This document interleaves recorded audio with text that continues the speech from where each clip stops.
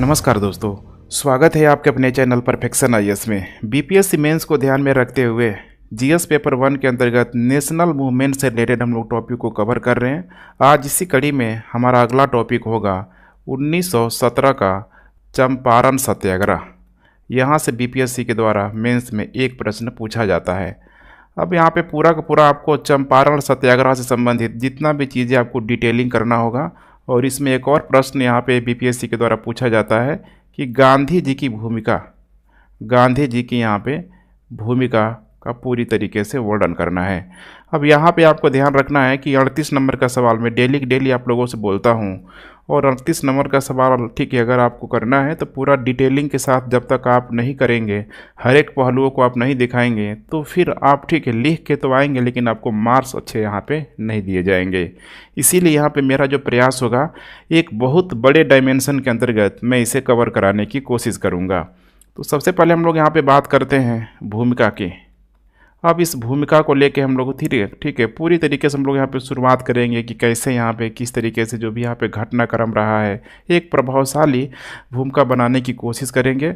और साथ में हम लोग ये भी यहाँ पे दिखाने का प्रयास करेंगे कि चंपारण सत्याग्रह से पहले भी अगर देखेंगे तो बिहार में किसान आंदोलन यहाँ पे हुआ था। तो चंपारण सत्याग्रह से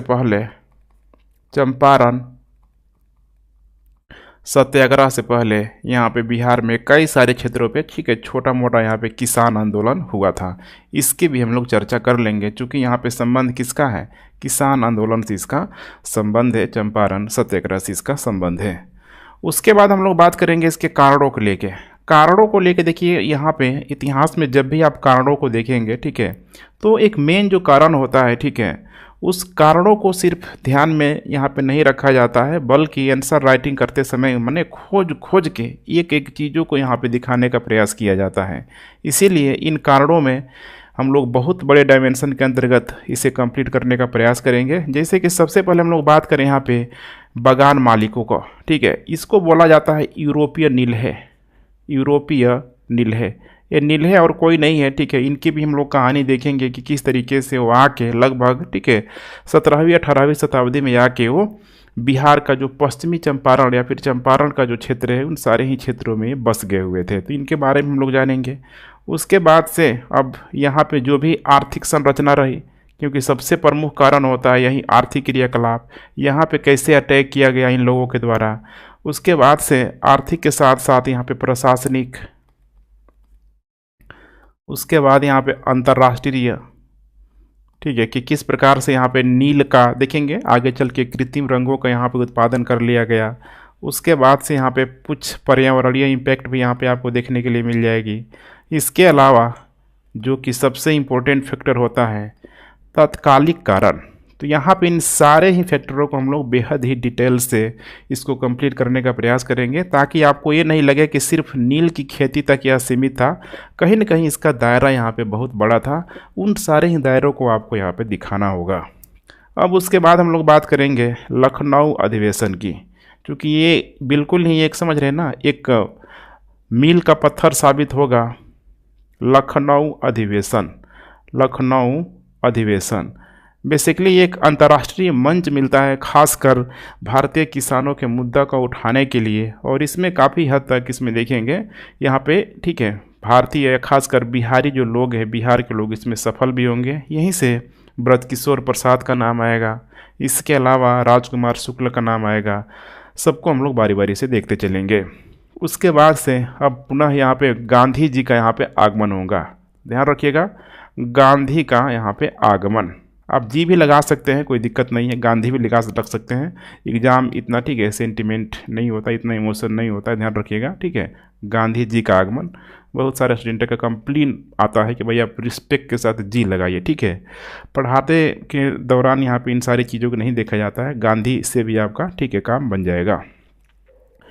अब यहाँ पे आपको समझना है कि गांधी जी ने यहाँ पे किस प्रकार से यहाँ पे सत्याग्रह का यहाँ पे प्रयोग किया, सत्याग्रह का प्रयोग किया गया, कैसे यहाँ पे प्रयोग किया गया इसी चंपारण की धरती पे, क्योंकि इसका प्रयोग तो बहुत पहले हम लोग देखेंगे तो दक्षिण अफ्रीका के क्षेत्रों की तरफ ऑलरेडी हो चुका था, लेकिन भारत की सरजमी पे, भारत की भूमि पे इसी चंपारण में यहाँ पे प्रयोग किया गया। बड़ा मज़ेदार चीज़ है, ठीक है।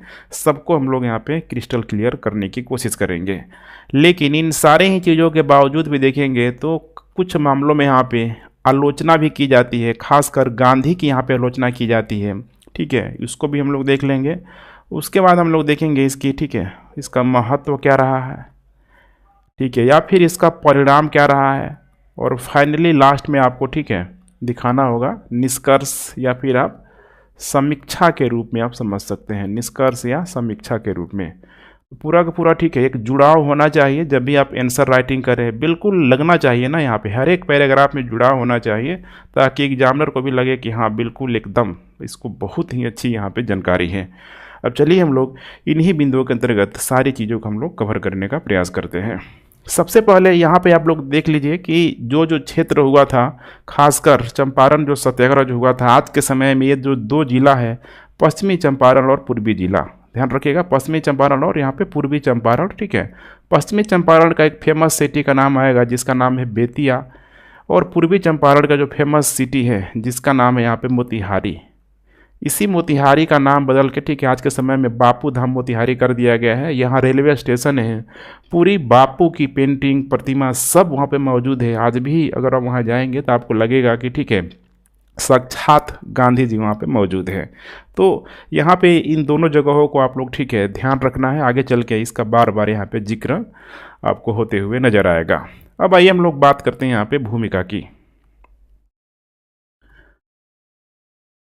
तो बार बार मैं आपको समझाता हूँ कि इसमें कुछ हुआ नहीं है। ब्रिटिश शोषणकारी आर्थिक व्यवस्था के खिलाफ ही पूरी तरीके से एक असंतोष था, एक प्रतिरोध था, जिसका परिणाम था चंपारण सत्याग्रह। तो यहाँ पे मैं मेंशन कर देता हूँ, ब्रिटिश शोषणकारी अर्थव्यवस्था, ब्रिटिश शोषणकारी अर्थव्यवस्था, या फिर से आप पूंजीवादी व्यवस्था भी कह सकते हैं, पूंजीवादी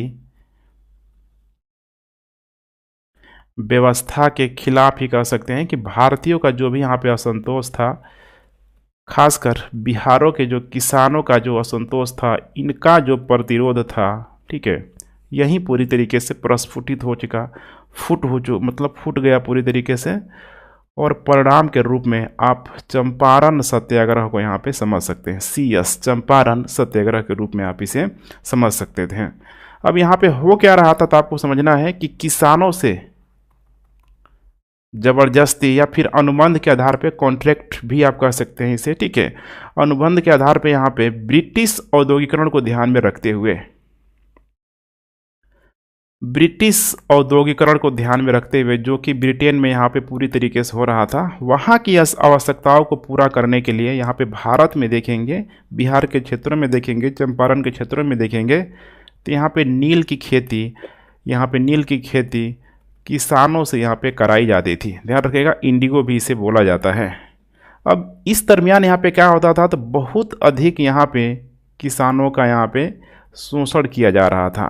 अब नील की खेती की ज़रूरत क्यों है इस, ठीक है, औद्योगिकरण में, तो आपको समझना है यहाँ पे, ठीक है, नील एक कह सकते हैं कि एक प्राकृतिक पौधा के रूप में मौजूद होता है, प्राकृतिक पौधा के रूप में आप इसे समझ सकते हैं। जो भी यहाँ पे कॉटन का जो समझ रहे हैं ना, जो भी यहाँ पे कॉटन का जो भी यहाँ पे वस्त्र होता था, चूँकि सफ़ेद कपड़ों को रंगाने के लिए इसका प्रयोग किया जाता था। ध्यान रखिएगा, जो भी यहाँ पे वाइट कपड़ा होता था उसमें बड़ी जल्दी से पीलेपन, समझ रहे हैं ना, पीलेपन का धब्बा आ जाता था। इस पीलेपन को दूर करने के लिए इस नील के कलर का यहाँ पे, ठीक है, प्रयोग यहाँ पे किया जाता था। तो इसीलिए यहाँ पे बहुतायत मात्रा में, चूँकि वहाँ की ज्योग्राफी ऐसी थी, ठीक है, जो भी वहाँ की मिट्टी हो गया, पानी की मात्रा हो गया, टेम्परेचर हो गया, वहाँ के लिए उपयुक्त थी, इसीलिए वहाँ पे कराया जाता था। बंगाल में भी बहुत बड़ी मात्रा में हुआ था। बंगाल में नील विद्रोह आप लोगों ने नाम जरूर सुना होगा, वो इसी, ठीक है, नील की खेती से संबंधित था। इसमें क्या हुआ था, बहुत अधिक यहाँ पे शोषण हुआ था। इसी में एक व्यक्ति यहाँ पे सामने यहाँ पे आगे आते हैं जिनका नाम है राजकुमार शुक्ल। अभी एकदम बिल्कुल बेसिक से देखने का आप लोग प्रयास कीजिए, ठीक है। राजकुमार शुक्ल के नेतृत्व में माना जाता है कि यह एक स्वयं ही, ठीक है, किसान कह सकते हैं, व्यापारी, नील व्यापारी के रूप में इनको हम समझ सकते हैं, ठीक है। ये सब यहाँ पे काम करते थे। इनकी भी स्थिति बहुत यहाँ पे ख़राब हो चुकी थी। इन्होंने यहाँ पे आवाज़ उठाई और इनको मौका मिल गया लखनऊ अधिवेशन में यहाँ पे गांधी जी से मुलाकात करने में। ध्यान रखिएगा, गांधी जी से मुलाकात करने का इनको मौका मिल गया। फिर गांधी जी को इन्होंने निमंत्रण दिया, बार बार रिक्वेस्ट किया, तब जाके गांधी यहाँ पे, ध्यान रखें, यहाँ पे तैयार हुए चंपारण आने के लिए, चंपारण आने के लिए। और गांधी जी चंपारण आए तो यहीं पे गांधी जी ने, माना जाता है कि सर्वप्रथम यहाँ पे सत्याग्रह का प्रयोग किया। इसके अलावा सर्वप्रथम एक चीज़ और है, सविनय अवज्ञा आंदोलन का भी गांधी जी ने यहीं पे सर्वप्रथम प्रयोग किया। तो इन दोनों ही चीज़ों को बीपीएससी प्रीलिम्स में पूछा जाता है, इसे भी आप लोग ध्यान में रखेंगे। तो इतना मेरे ख्याल से भूमिका क्लियर है, अच्छे तरीके से आपको यहाँ पे सजा के लिख देना है। अब यहाँ पे हम लोग बात करते हैं कि अचानक नहीं हुआ। देखिए, कोई भी चीज़ इतिहास में ना, ठीक है, अचानक नहीं होता है, उसके पीछे बहुत सारे कारण होते हैं।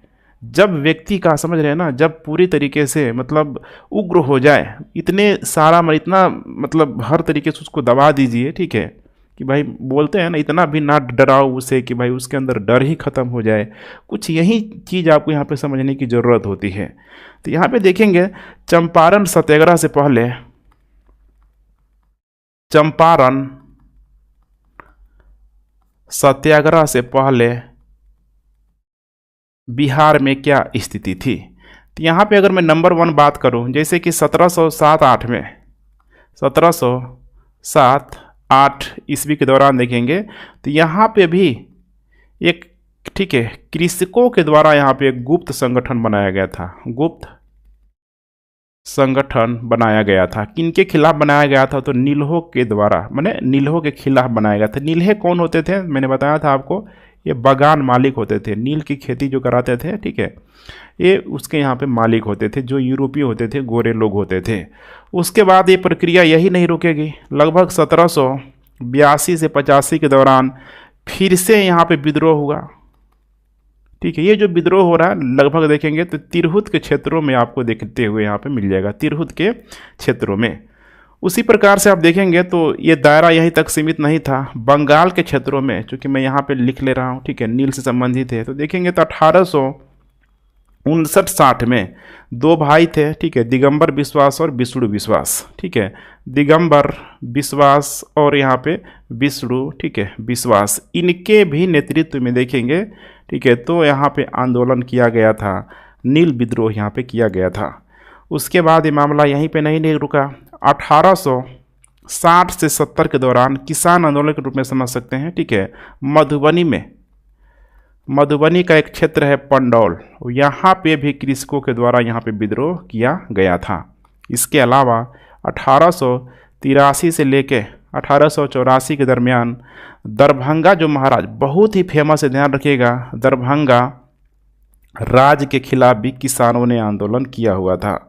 आगे चल के फिर मामला यहीं तक नहीं रुका। 1905-8 में, 1905-8 के दरमियान देखेंगे तो तिरहुत के क्षेत्रों में, तिरहुत के क्षेत्रों में ही यहाँ पे जो नील जो कारखाना का जो मालिक होता था, जिसका नाम था ब्लूम्सफील्ड, ब्लूम्सफील्ड, इस ब्लूम्सफील्ड की इन किसानों के द्वारा यहाँ पे उग्र होकर यहाँ पे हत्या कर दी गई थी। अब आते हैं थोड़ा सा मामला और हम लोग आगे यहाँ बढ़ाते हैं, ठीक है। लगभग देखेंगे तो अप्रैल में, आगे चल के अप्रैल 1914 में देखेंगे तो जो बिहार प्रांतीय किसान जो सम्मेलन होगा, बिहार प्रांतीय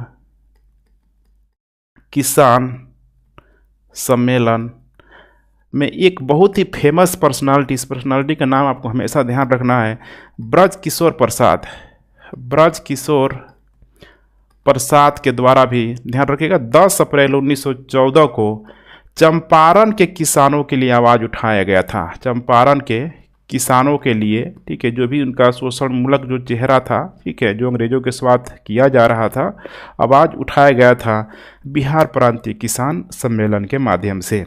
ब्रजकिशोर प्रसाद कौन थे? उस समय बहुत ही एक नामी, समझ रहे हैं ना, एकदम फेमस ये वकील हुआ करते थे, वकील यहाँ पे हुआ करते थे, जो कि जयप्रकाश नारायण के जेपी के यहाँ पे क्या थे? ससुर भी थे। जेपी के यहाँ पे ससुर भी थे। ठीक है, तो यहाँ पे हमने क्या समझा कि चंपारण सत्याग्रह से पहले भी ये सारी घटनाएं यहाँ पे हो चुकी थी, अर्थात कृषकों को पता था कि हमें विद्रोह कैसे करना है, किस तरीके से करना है। ठीक है, पहले भी होता रहा है, लेकिन अंग्रेजों के द्वारा यहाँ पे दबा दिया गया है। अब आइए हम लोग यहाँ पे बेसिक चीज़ों से देखने का प्रयास करते हैं कि आखिर रियल में उन लोगों की, किसानों की वास्तविक समस्या क्या थी। तो इसके लिए मैं एक अलग हेडिंग डाल देता हूँ, कारण। ठीक है, नंबर 1 यहाँ पे हम लोग बात करें, ठीक है, यूरोपीय नील है। थोड़ा इनके बारे में जानना काफ़ी इंपॉर्टेंट है, क्योंकि बार बार बागान मालिकों के रूप में, ठीक है, आप इनका नाम सुनते हैं, लेकिन इनके बारे में जानने की आप कोशिश नहीं करते होंगे। यूरोपीय नील है, इन्हीं को यहाँ पे बोला जाता है बागवान मालिक। ठीक है, और ये एक जगह नहीं थे, बंगाल में भी थे, बिहार में भी थे। तो पूरी की पूरी इनकी, ठीक है, एक संस्था के रूप में कह सकते हैं कि मौजूद थी, जिसको बोला जाता था प्लांटर्स एसोसिएशन, माने बागवानों की संस्था इनकी, ठीक है, पूरी पूरी एक संस्था होती थी, जिसमें, ठीक है, भारत के अलग अलग क्षेत्रों से जो भी यहाँ पे बागवानी कृषि वगैरह करवाते थे, उनकी संस्था के रूप में, ठीक है, पूरी तरीके से यूनाइट थे, सिर्फ बिहार में नहीं बल्कि पूरे भारत में, ध्यान रखिएगा। ठीक है, ये भारत में आए कब थे यहाँ पे? तो माना जाता है कि 17वीं शताब्दी में धीरे धीरे, ठीक है, कंपनी के साथ ही भारत आना शुरू कर दिया। फिर कंपनी में से ही माना जाता है कि कुछ लोग निकल के यहाँ पे, ठीक है, ये बागवानी कृषि यहाँ पे कराने लगे। अब ये देखेंगे तो हम लोग चंपारण की बात करेंगे तो बड़ी संख्या में तिरहुत प्रमंडल में, चूँकि यही जो तिरहुत प्रमंडल है बहुत बड़ा है, ठीक है, अभी वर्तमान में आपको समझना है तिरहुत प्रमंडल, ठीक है, मुजफ्फरपुर से लेके पूरा का पूरा देखेंगे तो बिहार का उत्तरी भाग पश्चिमी चंपारण तक का जो क्षेत्र है, एक बहुत बड़े क्षेत्र में तिरहुत प्रमंडल का, ठीक है, होता है ना एडमिनिस्ट्रेटिव डिवीजन, उसके अंतर्गत इसको बांटा गया है। तो तिरहुत प्रमंडल में 2 जो क्षेत्र हैं यहाँ पे, बेतिया और यहाँ पे ध्यान रखना है रामनगर, इन सारे ही क्षेत्रों में इनिशियल रूप में यहीं आके बसने लगे। क्योंकि बेतिया रामनगर में ही क्यों, तो आपको मैंने बताया था पिछले क्लासों में कि 1857 की क्रांति में जो बेतिया का जो राजा हुआ करता था, बहुत ही अधिक सहयोग दिया था, मैंने अंग्रेजों से उसकी बहुत ही क्या थी, घनिष्ठता थी। तो यहाँ पे बेतिया और रामनगर में, ठीक है, पूरी तरीके से जो यूरोपीय जो नील्हे थे आके यहाँ पे स्टेबलाइज हो गए। अब यहाँ पे जब आके बसने लगे तो जो भी यहाँ पे भूमि थी, अस्थाई और अस्थाई रूप से ये लोग पट्टा लेके, समझ रहे हैं ना, भूमि का पट्टा लेके ये लोग क्या करता था, तो नील की खेती करवाता था। अब यहाँ पे देखेंगे तो नील की खेती करवाते करवाते चूँकि आया है कब, 17वीं शताब्दी में, और ये आंदोलन हो रहा है 20वीं शताब्दी में, तो लगभग ये 2-3 शताब्दी में देखेंगे, ठीक है, तो अच्छा खासा ये लोग पूरी तरीके से क्या हो चुका था, स्टेबलाइज हो चुका था। यहाँ पे ये लोग अपना कोठिया बसा चुका था, कोठिया समझ रहे हैं ना, बड़ी बड़ी कोठिया ये लोग, ठीक है, चंपारण के क्षेत्रों में पूरी तरीके से लोग बना लिया था। धीरे धीरे फैलते गया, बेतिया रामनगर से फैलते फैलते, समझ रहे हैं ना, मतलब ये पश्चिमी चंपारण का मूलतः ये क्षेत्र है, ध्यान रखिएगा, पश्चिमी चंपारण का। ये लोग यहाँ से फैलते फैलते पूर्वी चंपारण में भी आ गया, सब पूरा पूरा जो चंपारण का एरिया है। अब कोठिया इतनी बड़ी मात्रा में लोग स्टेबलाइज करने लगा कि माना जाता है कि हर 10 मील पे, प्रति 10 माइल पे, ठीक है, इनकी कोठियाँ यहाँ पे मौजूद होती थी। अपने आप को, मैंने जिस क्षेत्र पे रहते थे, मैंने अघोषित सम्राट के रूप में लोग अपने आप को स्टेबलाइज कर लिया था, अघोषित सम्राट, समझ रहे हैं, मैंने सब चीज़ हमारा है यहाँ पे।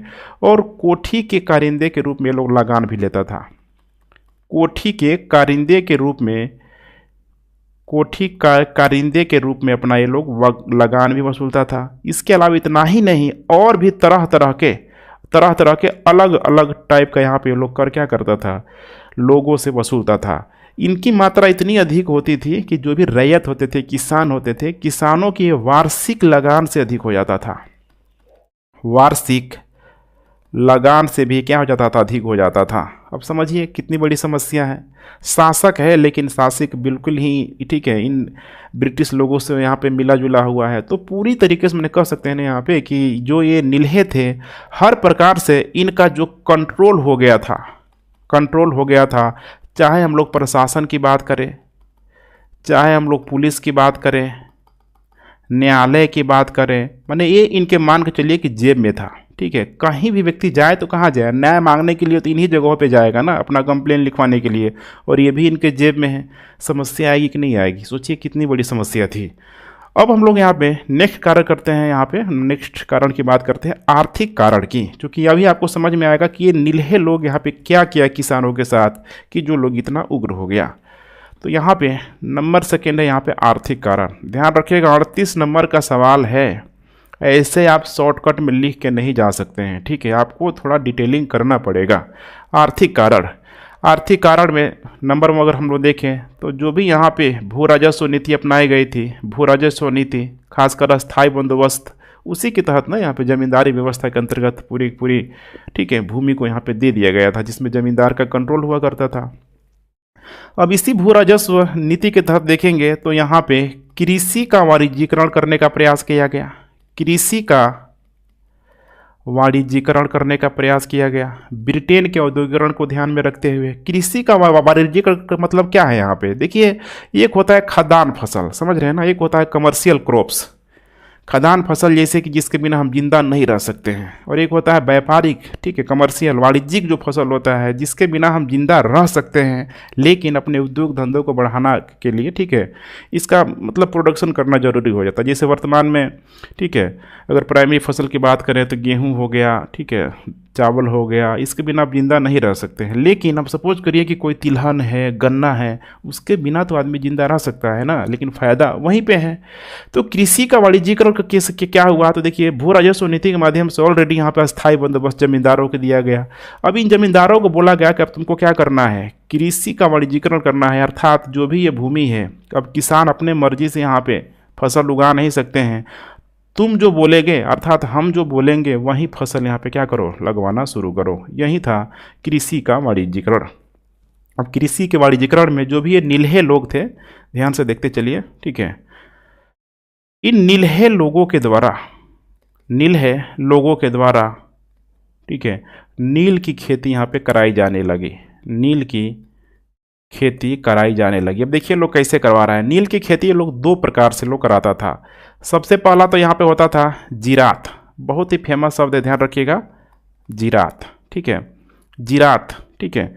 जीरात माने कह सकते हैं कि ये वैसा क्षेत्र था जो पूरी तरीके से अगर देखा जाए तो ये अंग्रेज़ों के कंट्रोल में हुआ करता था। यहाँ पे प्रत्यक्ष, ठीक है, जो नियंत्रण था अंग्रेज़ों का, यहाँ पे नियंत्रण था, जो भी नील्हे लोगों का नियंत्रण था। तो ये लोग अपनी देख रेख में, ठीक है, अपनी देख रेख में, अपनी देख रेख में, ठीक है, इनका अपना हल बैल भी होता था, हल बैल भी होता था, ठीक है, ये सारा चीज़ इनका अपना यहाँ पे होता था। और अब ये जो भी आसपास के जो रैयत होते थे, जो भी आसपास के रैयत होते थे, बेहद ही सस्ती मजदूरी में, सस्ती मजदूरी में यहाँ पे ये लोग क्या करता था, तो नील लगवाता था, नील की खेती यहाँ पे, ठीक है, इन रैयतों से करवाता था सस्ती मजदूरी में। तो इससे रैयतों में असंतोष यहाँ पे व्याप्त था। चलो ये तो चला मामला, ठीक है। अब दूसरा जो है सबसे यहाँ पे खतरनाक है, इसको आपको समझना है, आसामी बार, आसामी बार, आसामी बार। आसामी बार में यहाँ पे अगर हम लोग पहला बात करें तो कुरतौल, एक होता था कुरतौल, और दूसरा होता था यहाँ पे खुश्की, ठीक है, और तीसरा जो सबसे खतरनाक था, सबसे बड़ी समस्या का कारण था, वो था तीन कठिया पद्धति, तीन कठिया पद्धति। अब यही आपको समझना था, कुरतौल और खुश्की, ठीक है, बेसिकली किसानों की यहाँ पे ज़मीन होती थी। ध्यान रखिएगा, यहाँ पे अप्रत्यक्ष मैं लिख दे रहा हूँ, अप्रत्यक्ष, और यहाँ पे मैं लिख दे रहा हूँ प्रत्यक्ष। किसानों की ही भूमि होती थी, लेकिन जो किसान ऋण जाल में फंस जाता था, ठीक है, तो ये जो भूमि होती थी पूरी तरीके से गिरवी भूमि होती थी, गिरवी भूमि होती थी, जो बहुत सारा भूमि इन नील्हे लोगों के पास होती थी। तो ये लोग इसमें, ठीक है, नील की खेती करवाता था। तीन कठिया में एक प्रकार का कह सकते हैं कि अनुबंध था, कॉन्ट्रैक्ट था, यहाँ पे कॉन्ट्रैक्ट था कि ऑनरशिप भूमि की किसके पास रहेगी, किसानों के पास रहेगी। लेकिन एक कॉन्ट्रैक्ट है जिसमें किसानों को क्या करना था, तो 1 बीघा जमीन पे, ठीक है, 3 जो, ठीक है, इसके भाग कह सकते हैं, ठीक है, उस पे नील की खेती करवानी होती थी। अब यहाँ पे देखिए, समझिए, 1 बीघा, इसे आप लोग समझ लीजिए, बिहार में खूब चलता है। 1 बीघा में कितना होता है, तो 20 कट्ठा जमीन होता है, 20 कट्ठा जमीन होता है, समझ रहे हैं। तो यही है, 1 बीघा मतलब ये कितना हो जाएगा, 20 कट्ठा में 3 कट्ठा क्या करना होता था, तो हर एक किसान को यहाँ पे नील की खेती करना होता था। समझिए, हर एक किसान को यहाँ पे नील की खेती करना होता था। लेकिन जिस तरह आप देख रहे हैं, इतना मामला, ठीक है, सीधा नहीं था, थोड़ा और भी इसे आप लोग समझने की कोशिश कीजिए। अब यहाँ पे देख रहे हैं ना, यहाँ पे 3/20, अगर आप पहले, अगर हम यहाँ पे देखेंगे तो 1860 के आसपास, तो यहाँ पे 5 कट्ठे पे खेती करना होता था नील की, 5 कट्ठे में। लेकिन 1867 से थोड़ा मामला में कमी आया गया और बोला गया कि 3 कट्ठा में अब तुमको यहाँ पे खेती करना है। शुरुआती तौर पे देखेंगे तो 1 बीघा के लिए, समझ रहे हैं ना, मैंने 1 बीघा नहीं कहेंगे, 1 एकड़ के लिए, 1 एकड़ के लिए नील की खेती के लिए मात्र अंग्रेज लोग 6.5 रुपये देता था, 6.5 रुपये देता था। लेकिन 1909 में जब मार्ले मिंटो वाला जब रिफॉर्म होगा, तो उसमें इस पैसे को बढ़ाया जाएगा, 13 रुपये यहाँ पे किया जाएगा, 13 रुपये किया जाएगा। फिर भी समझ रहे हैं ना, यहाँ पे 1 एकड़ बहुत बड़ी भूमि होती है और उसमें महज उस समय 6.5 रुपये या फिर 13 रुपये दिया जाता था। बड़े मज़े की बात कि ये किसकी ज़मीन होती थी, अब खुद आप अंदाज़ा लगा सकते थे, रैयतों की अपनी ज़मीन होती थी, रैयतों की अपनी ज़मीनें हुआ करती थी।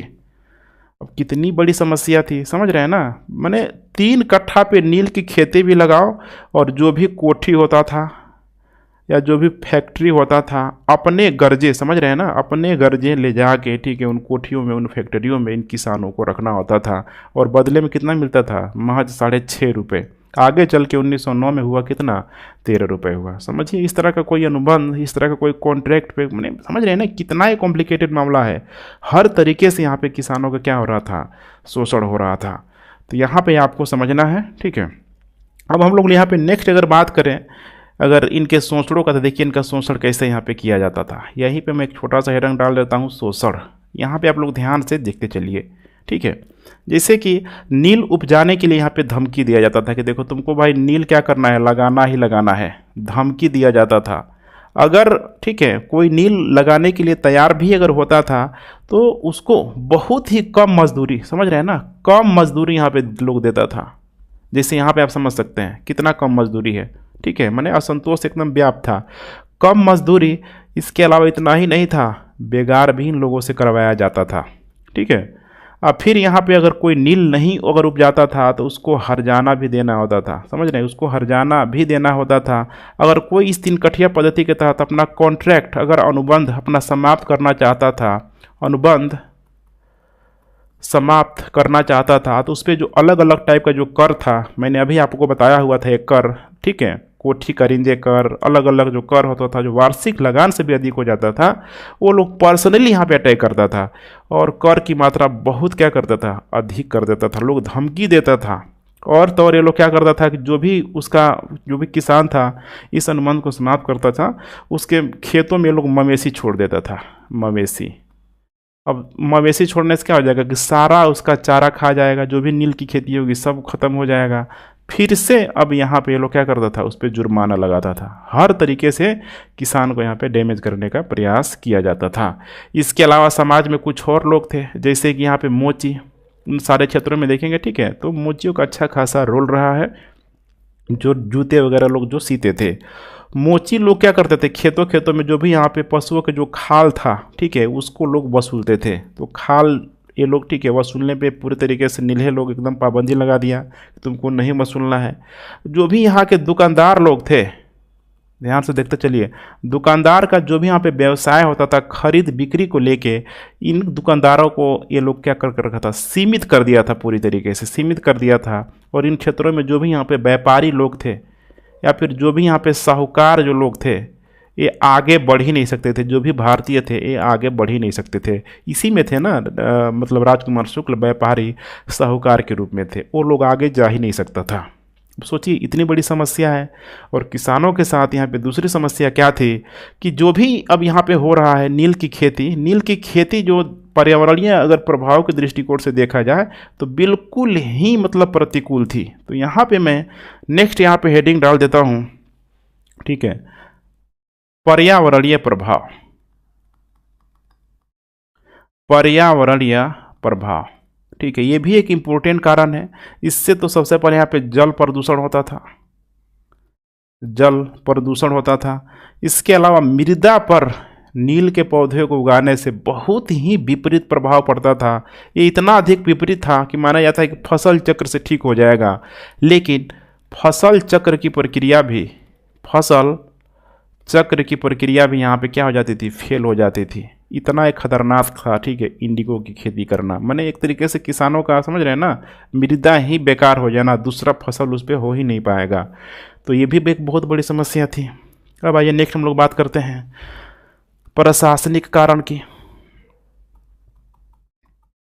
प्रशासनिक कारण, ठीक है, मैंने बताया था अभी कि जो भी यहाँ के नील्हे लोग थे, नील्हे लोगों का पूरा यहाँ पे कंट्रोल था। चाहे हम लोग बात कर ले पुलिस में या फिर प्रशासन में या फिर न्यायपालिका में, कोर्ट में, समझ रहे हैं ना, हर जगह मैंने समझिए कि ये इनके जेब में था। जो चाहते थे ये लोग वैसे ही फैसला करते थे।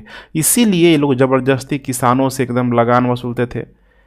पुलिस इनका बाकायदा साथ देती थी, समझ रहे हैं ना, और जो नहीं देता था पुलिस का अत्याचार को यहाँ पे सहना पड़ता था। कितनी स्थिति खतरनाक थी। और तो और ये लोग जो भी स्थानीय जो स्वशासन था, अब स्थानीय स्वशासन में समझ रहे हैं ना, यहाँ पे मान के चलिए कि कोई गांव है, यहाँ पे गांव का जो आज में गुमास्ता होता है, मुखिया होता है, ये लोग इस गुमास्ता और मुखिया को अपने अंडर में कंट्रोल में करके, ठीक है, मैंने इसके द्वारा अपने ही लोगों का लोग शोषण भी करवाता था। तो यहाँ पे स्थानीय स्वशासन पे भी पूरी तरीके से नील्हे लोग यहाँ पे हावी था। अब कोई किसान जाएगा कंप्लेन लिखाने के लिए, इन्हीं तीनों क्षेत्रों में जाएगा, क्या उसकी कोई सुनवाई होगी? सोचिए, कोई भी सुनवाई नहीं होगी। और ये लोग आज से नहीं, सदियों से ये लोग इस, ठीक है, शोषण को ये लोग झेलते आ रहा था। कितनी बड़ी समस्या है देखिए यहाँ पे। अब नेक्स्ट हम लोग बात करते हैं यहाँ पे अंतर्राष्ट्रीय कारण की। एक एक कारणों को आपको अच्छे से एग्जाम में दिखाना है, एग्जामिनर को लगना चाहिए कि हाँ ये पढ़ के आया हुआ है। अंतर्राष्ट्रीय कारण, ठीक है, अंतर्राष्ट्रीय कारण की बात करें तो हम लोग देखेंगे लगभग 1893 के आसपास झंझट ही खत्म हो गया, जब जर्मनी में, ठीक है, ध्यान रखिएगा, जर्मनी में कृत्रिम रंग बनाने के लिए यहाँ पे खोज कर लिया गया कि कृत्रिम रंग के माध्यम से हम लोग नील का जो रंग है, नील का जो कलर है, उसको हम लोग आसानी से बना सकते हैं। नील का यहाँ पे क्या कर लिया गया, आविष्कार एक तरीके से कर लिया गया, खोज कर लिया गया कि अब पौधे वगैरह की कोई ज़रूरत क्या है, नहीं है, खेती करवाना जरूरी नहीं है, कृत्रिम, समझ रहे हैं ना, आर्टिफिशियल तरीके से भी इसको बनाया जा सकता है। अब ये सबसे बड़ी समस्या थी। अब इससे क्या हुआ, तो डिमांड सप्लाई का खेल है। डिमांड ही पूरी तरीके से कह सकते हैं ना, मतलब यहाँ पे क्या हो गया, खेती के लिए यहाँ पे डिमांड पूरी तरीके से यहाँ पे क्या हो गया, कम हो गया। डिमांड कम हो गया तो सप्लाई भी हमें क्या करना होगा, कम करना होगा। लेकिन यहाँ पे हुआ क्या, तो जो भी किसान, समझिए, जो भी किसान नील की खेती किए हुए थे, डिमांड ऑलरेडी कम हो गया। अब जो खेती किया हुआ है भाई, वो चाहेगा ना कि हमें हर हाल में जिसके लिए उगाए हैं भाई वो हमारे नील को ले जाए। लेकिन यहाँ पे जो भी नील्हे लोग थे, नील्हे लोगों के द्वारा यहाँ पे क्या कर दिया गया, मना कर दिया गया। अब बहुत ज़बरदस्ती करने के बाद औने पौने दाम में, बहुत ही औने पौने दाम में इसको खरीदा गया, औने पौने दाम में खरीदा गया।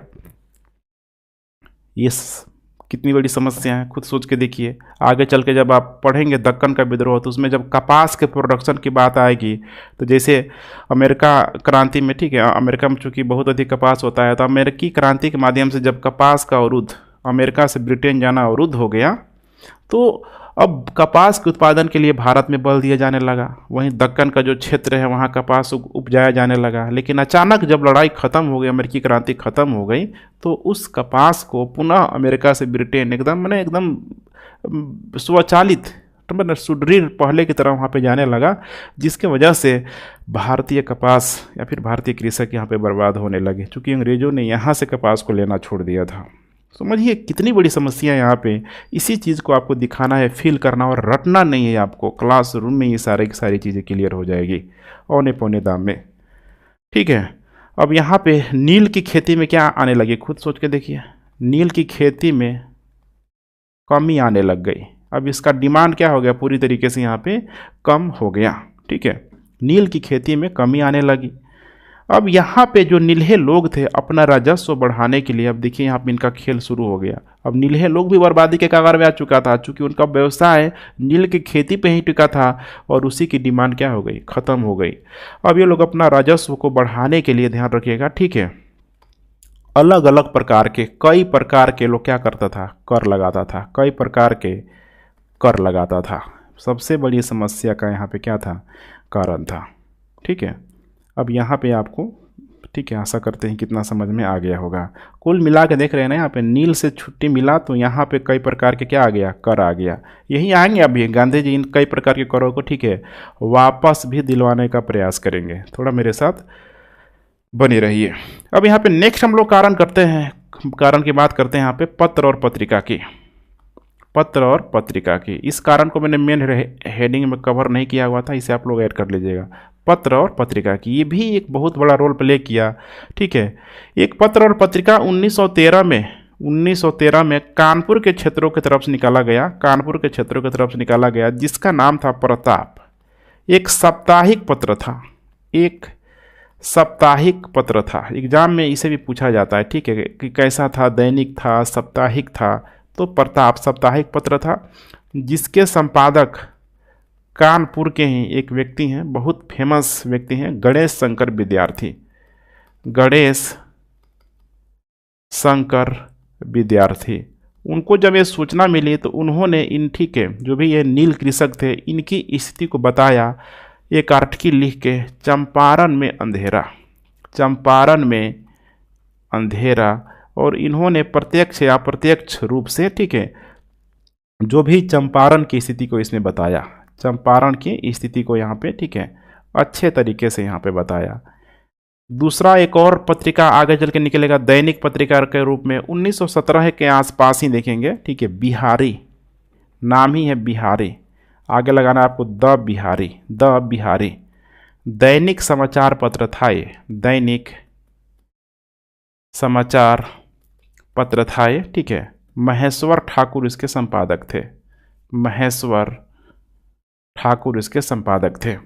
इन्होंने भी अपनी आवाज़ उठाई। तो कुल मिला के यहाँ पे देख पा रहे हैं, यहाँ पे आगे चल के ब्रजकिशोर प्रसाद का भी नाम आएगा, ठीक है। 1914 में उन्होंने भी अच्छा खासा बिहार प्रांतीय किसान सम्मेलन में आवाज़ उठाया था। तो यहाँ पे अब इनकी जो मांगे हो गई पूरी तरीके से राष्ट्रीय स्तर पे उठाई जाने लगी, ठीक है। अब देखेंगे कैसे राष्ट्रीय स्तर पे उठेगा, ठीक है, कैसे जाके लखनऊ अधिवेशन में यहाँ पे जाके लिंक होगा। उसके बाद एक और कारण है यहाँ पे सामाजिक कारण। एक एक कारणों को आप लोग देखते चलिए, सामाजिक कारण, ठीक है। सामाजिक कारणों के अंदर अगर बात करें तो देखिए यहाँ पे किसानों में जागरूकता आ चुकी थी। इस चीज़ को आपको डिनाई नहीं करना है कि हर हाल में इतना दिनों से जो शोषण का शिकार हो रहा है, ठीक है, उन किसानों में जागरूकता का आना तय है, चूँकि इनको मेहनत के अनुरूप उचित मजदूरी नहीं दी जा रही थी। और इसमें सबसे बड़ा रोल प्ले किया गया राजकुमार शुक्ल के द्वारा।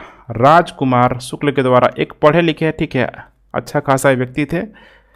तो ये वर्तमान में देखा जाए तो मोतिहारी से बिलोंग करते हैं, माने करते थे, मोतिहारी में ही देखेंगे, ठीक है, पूर्वी चंपारण में। तो इनके गांव का नाम है सतवरिया गांव। बीपीएससी पूछ सकता है सतवरिया गांव। आप सतवरिया गांव नहीं रहेगा तो एक और गांव है मुरली भरवा, मुरली, ठीक है, भरहवा गांव। दोनों में कोई एक ऑप्शन देगा, आपको ध्यान रखना है, ठीक है। इन दोनों नाम को आप लोगों को याद रखना है। ये भी क्या थे, तो नीलहे के शोषण से परेशान थे, क्योंकि ये व्यापारी थे।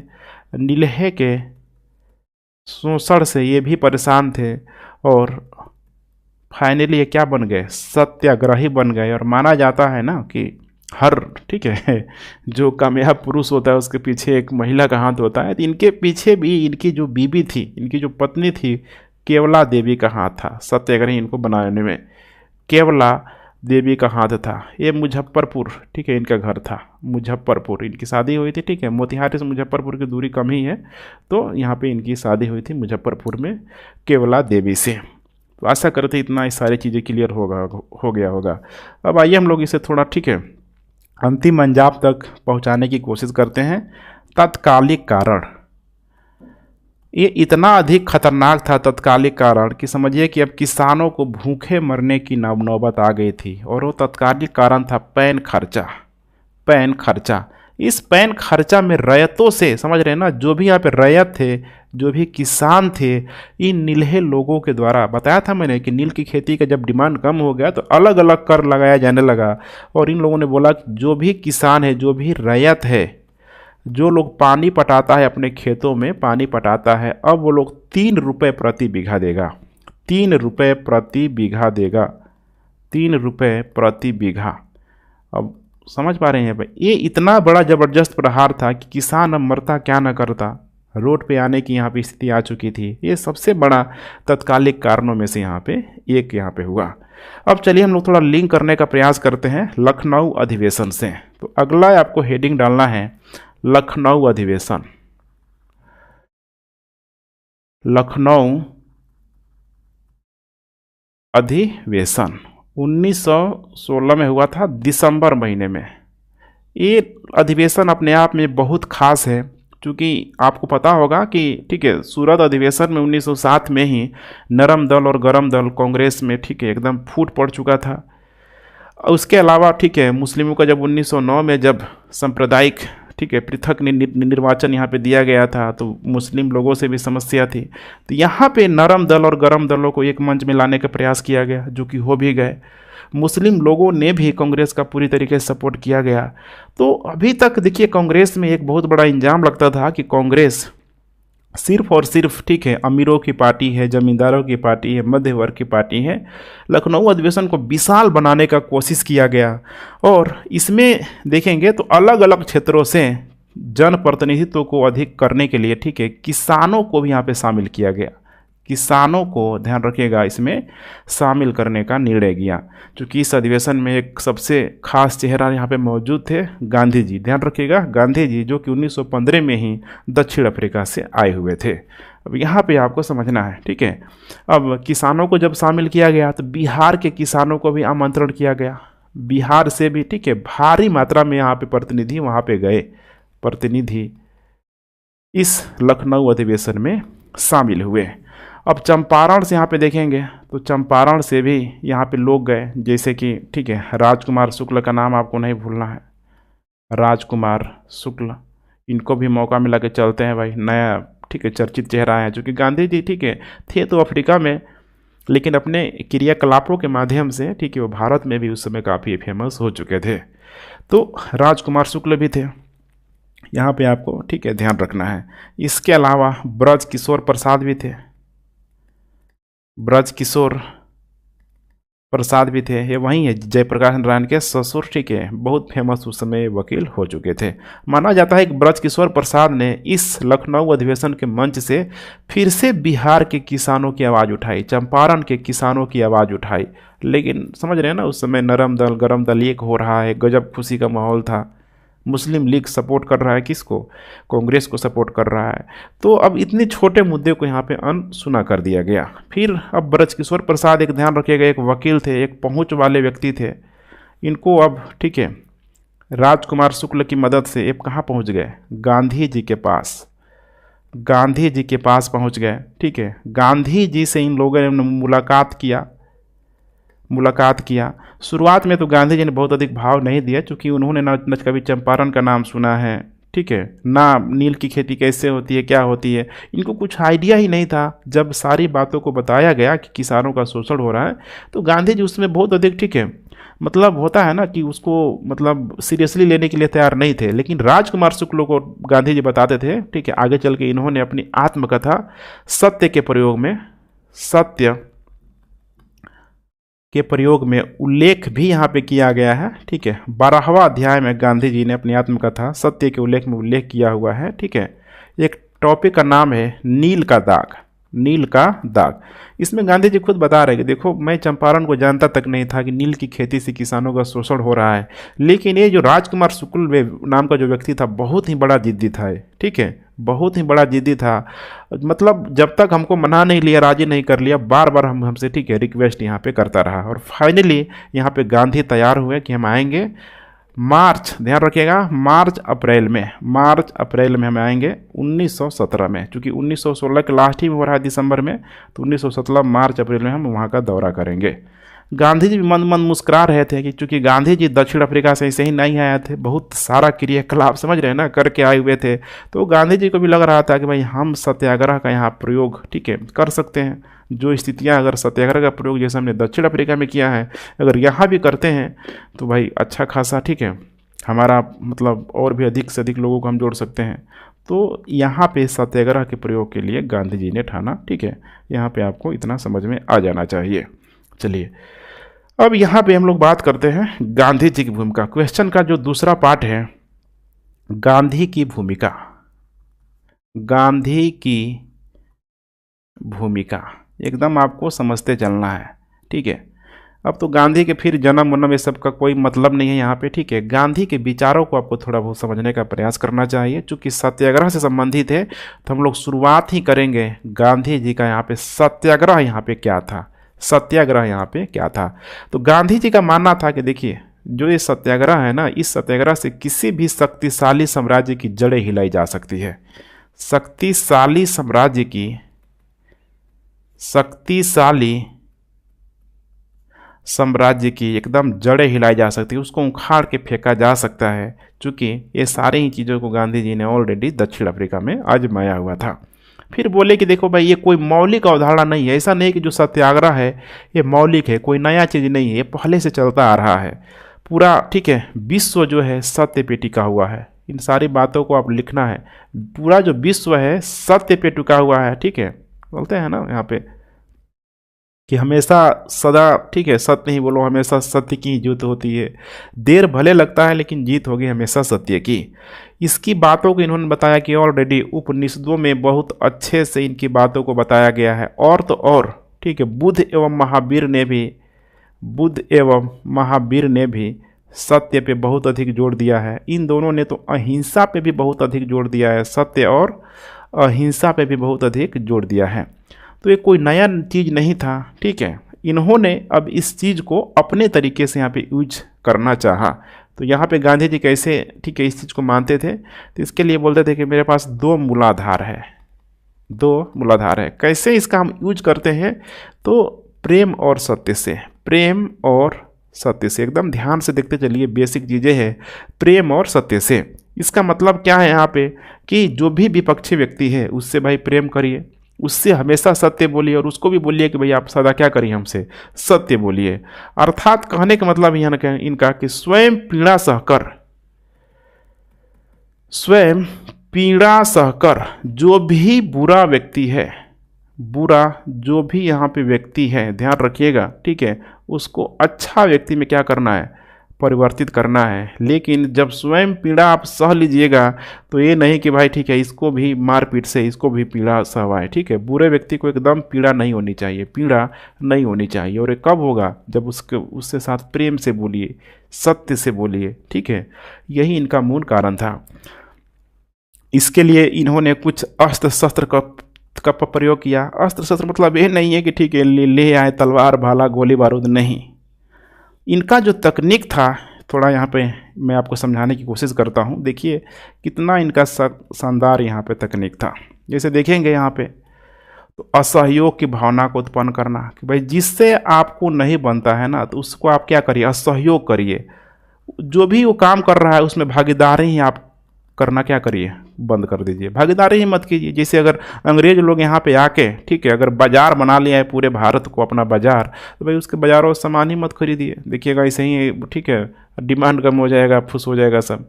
तो समझना है आपको। तो दूसरा बोलते थे कि भाई हड़ताल बहुत ज़रूरी है, और हड़ताल स्वैच्छिक हड़ताल यहाँ पे होना चाहिए। कैसा हड़ताल? स्वैच्छिक हड़ताल होना चाहिए, अहिंसक होना चाहिए, ठीक है। तीसरा ये बोलते थे हिजरत, ये पैगंबर मोहम्मद साहब से इन्होंने लिया था हिजरत, अर्थात जहाँ अगर किसी भी व्यक्ति का, ठीक है, आत्मसम्मान की मतलब, ठीक है, प्राप्ति नहीं हो रही होगी, वो उस जगह को यहाँ पे छोड़ दे, ध्यान रखिएगा, ठीक है। आत्मसम्मान की स्थिति में, सम्मान की स्थिति में वो जगह ही छोड़ दे, भाई क्यों रहेगा, क्यों ज़बरदस्ती करेगा। जैसे पैगंबर मोहम्मद ने, ठीक है, कैसे मक्का से वो कहाँ चले गए, मदीना चले गए। उसके बाद बोल रहे हैं कि सविनय अवज्ञा भी बहुत ज़रूरी है, सविनय अवज्ञा भी बहुत ज़रूरी है। सविनय अवज्ञा में क्या बताया कि देखिए ये बहुत ही पूर्ण प्रभावशाली कदम है, प्रभावशाली कदम है, लेकिन एक चीज़ इसमें एकदम ज़रूरी अनिवार्य है, और क्या है, रक्तहीन, किसी भी प्रकार का हिंसा नहीं होना चाहिए। और बोलते थे कि सबसे लास्ट में जब कुछ भी ना हो तो क्या कर दो, उपवास कर दो। क्या कर दो, उपवास। हम खाएंगे नहीं, भाई तुम कौन होते हैं मुझे खिलाने वाला, हम खाएंगे नहीं, समझ रहे हैं ना। ये गांधी जी ने इसको अंतिम सत्य माना, अंतिम सत्य माना। देखिए अब आपको समझ में आ रहा होगा। आएंगे हम लोग अगले चैप्टर में, जब आएंगे गांधी की विचारधारा, या फिर, ठीक है, गांधी का 1942 में जो भी कंट्रीब्यूशन होगा, तो पूरा मैं इन सारी चीज़ों को और डिटेलिंग में यहाँ पे लेके जाऊँगा, समझ रहे हैं। तो इन सारी ही चीज़ों को आपको अंदाज़ा लग गया होगा कि गांधी अब क्या करने वाले हैं चंपारण सत्याग्रह में। और ये सारा चीज़ कहाँ से सीख के आए थे, तो बड़े मज़े की बात, ये सारा चीज़ गांधी जी कहाँ, दक्षिण अफ्रीका से सीख के आए थे। दक्षिण अफ्रीका से सीख के आए थे कि दक्षिण अफ्रीका में वहाँ पे जो भी भेदभाव हो रहा था, गोरे लोगों के द्वारा जो काले, ठीक है, लोगों से भेदभाव किया जा रहा था, सब उन्होंने अंग्रेज़ों को बड़ी नज़दीकी से देखा था। अंग्रेज़ों को बेहतर गांधी से और कौन जा सकता है कि अंग्रेज़ों के साथ भी रहे थे, ठीक है, खाना पीना उठना सब, ठीक है, ब्रिटेन में हुआ करता था, जहाँ पे वकालत कर रहे थे कि उनका जो डूलिज्म जो फेस है वहाँ क्या है, ब्रिटेन में क्या है, भारत में क्या है, ये लोग अफ्रीका में क्या है, कैसे उनका डूलिज्म जो चेहरा है वो गांधी जी से भला और देखिए कोई और जान भी नहीं सकता था। तो आपको इतना आपको समझ में आ गया होगा। तो दक्षिण अफ्रीका को गांधी ने इन सारे ही चीज़ों को प्रयोग करने के लिए माना जाता है कि एक लैब की तरह प्रयोग किया था। लैब में देखते हैं ना, लैब में जो भी रिसर्च कर लिया जाता है, जब एक बार रिसर्च हो जाए, किसी भी चीज़ की खोज हो जाए, तो फिर उसको आप कितने जगह इम्प्लीमेंट कर सकते हैं, ठीक है। जैसे कोविड ही ले लीजिए, कोविड लैब में बन गया, कितने लाखों करोड़ों का टीका बना लिया गया। तो इतना ही आपको समझना है। अब दक्षिण अफ्रीका से गांधी का आगमन होगा 1915 में, 1915 में, ठीक है, मुंबई आएंगे, फिर उसके बाद से इनका क्रियाकलाप यहाँ पे शुरू हो जाएगा। तो चलिए अब यहाँ पे हम लोग बात करते हैं चंपारण में आगमन। चंपारण में आगमन, क्योंकि गांधी जी को राजकुमार शुक्ल के द्वारा तैयार तो कर लिया गया था। चंपारण में आगमन, ध्यान से आपको समझना है, बिल्कुल लगेगा कि आप लाइव देख रहे हैं, ठीक है। चंपारण में आगमन माना जाता है कि 9 अप्रैल को टाइम क्या होगा, 1917। आप समझ जाइएगा 1917, ठीक है। जैसे प्रोमिस किए हुए थे कि भाई मार्च अप्रैल में आएंगे, तो राजकुमार शुक्ल के साथ, राजकुमार पीछा छोड़ने के लिए तैयार नहीं थे, ठीक है। गांधी जहाँ जाते थे वहाँ पे पहुँच जाते थे। राजकुमार शुक्ल शाह के साथ एक कलकत्ता से प्रस्थान किए। अब यहाँ पे आपको ध्यान रखना है, कलकत्ता से प्रस्थान किए और सीधे कलकत्ता से कहाँ आए, तो पटना आए। 10 अप्रैल को, 10 अप्रैल को ये कहाँ आए, तो ध्यान रखिएगा, पटना आए। पटना आए, ठीक है। तो आम लोगों ने इनका बहुत अधिक भव्य स्वागत किया, जो भी छात्र वगैरह थे बहुत अच्छा खासा इनका स्वागत किया। उस समय ये कहाँ रुके थे, मजहरुल हक के पास।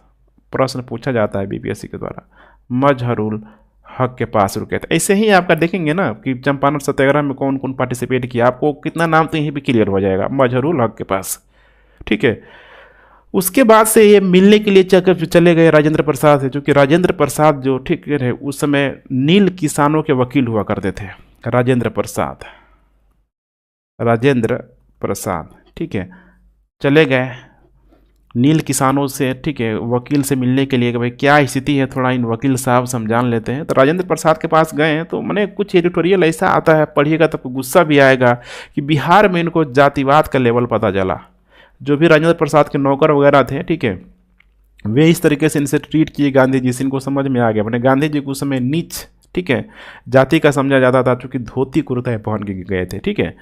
तो इसमें अब राजेंद्र प्रसाद भी यहाँ पे शामिल हो गए। फिर पूरी तरीके से मजहरूल हक राजेंद्र प्रसाद से बात मशवरा हुआ, आ गए। तो गांधी को लगा कि भाई हम चंपारण क्यों जाए, मामला उच्च स्तर का है, तो थोड़ा सा हम उच्च स्तर पे हम लोग इसको, ठीक है, ठीक करने का प्रयास करते हैं, अपने आप ठीक हो जाएगा। तो माना जाता है कि गांधी ने इन्हीं पटना के क्षेत्रों से पहला प्रयास किया, पहला प्रशासनिक प्रयास करने का, ठीक है, मतलब पहल किया आप कह सकते हैं। कि जो भी यहाँ पे प्लांट एसोसिएशन था, प्लांट एसोसिएशन आपको समझ में आ रहा होगा, शुरू में मैंने बताया हुआ था प्लांट एसोसिएशन, ठीक है, आप लोग देख लीजिएगा, हर से इधर गई।